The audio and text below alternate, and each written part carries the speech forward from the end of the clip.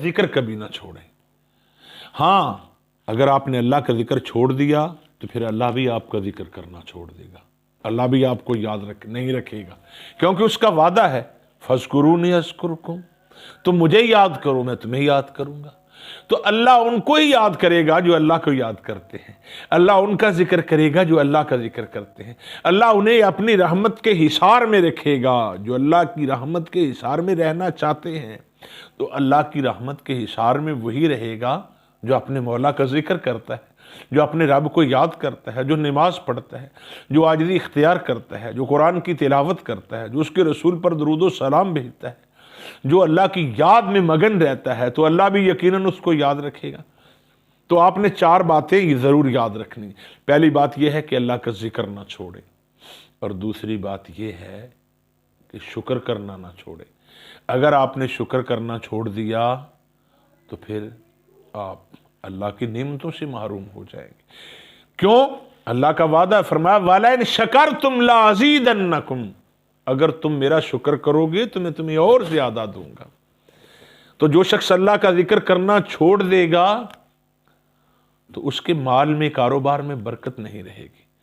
تو آپ کے ذہن میں خیال آئے گا کہ بہت سارے لوگ ہیں دنیا میں جو اللہ کو بالکل یاد نہیں کرتے اور وہ بڑے امیر و کبیر ہیں۔ نہیں، ان کو بڑی قسم کی بیماریاں لگی ہیں، ان کو سکون نہیں ہے، وہ رات کو، دن کو، دوپہر کو پوری ہتھیلی بھر کے دوائیوں کی گولیوں کی کھاتے ہیں، وہ رات کو گولی کھا کر سوتے ہیں، ان کے کاروبار میں برکت نہیں ہے، مقدمات ہیں، بیماریاں ہیں، مصیبتیں ہیں، زندگی کی تلخیاں ہیں۔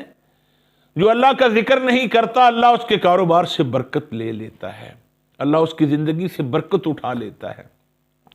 ہاں جو شکر کرتا ہے اس کا رزق اور بڑھتا ہے، اس کے کاروبار میں اضافہ ہوتا ہے، اس کی زندگی میں، اس کے اعمال حسنہ میں، اس کی اولاد میں، اس کی صحت میں، اس کی عبادات میں اللہ اضافے فرماتا ہے، کیونکہ اس کا وعدہ ہے وَلَئِن شَكَرْتُمْ لَأَزِيدَنَّكُمْ، اگر تم میرا شکر کرو گے تو میں تمہیں اور زیادہ دوں گا۔ تو سبحان اللہ، 2 باتیں ہو گئی، آپ نے اللہ کا ذکر نہیں چھوڑنا اور اللہ کا شکر نہیں چھوڑنا، اور تیسری بات یہ ہے کہ دعا کرنا نہ چھوڑیں۔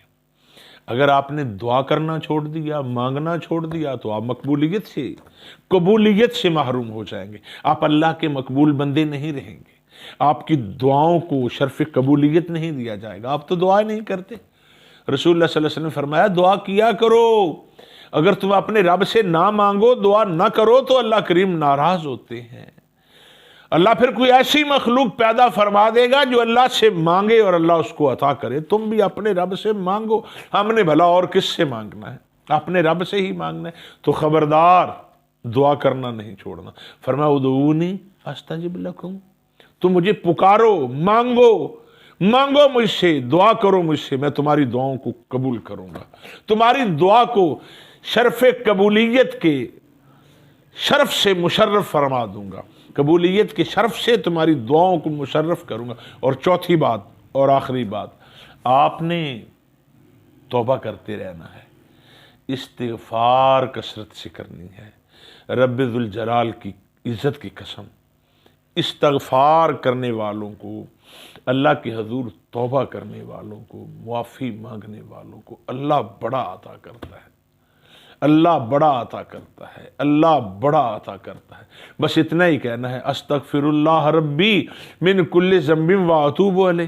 اگر آپ کو یہ بھی نہیں آتا تو خالی استغفار پڑھتے رہیے، استغفر اللہ استغفر اللہ استغفر اللہ۔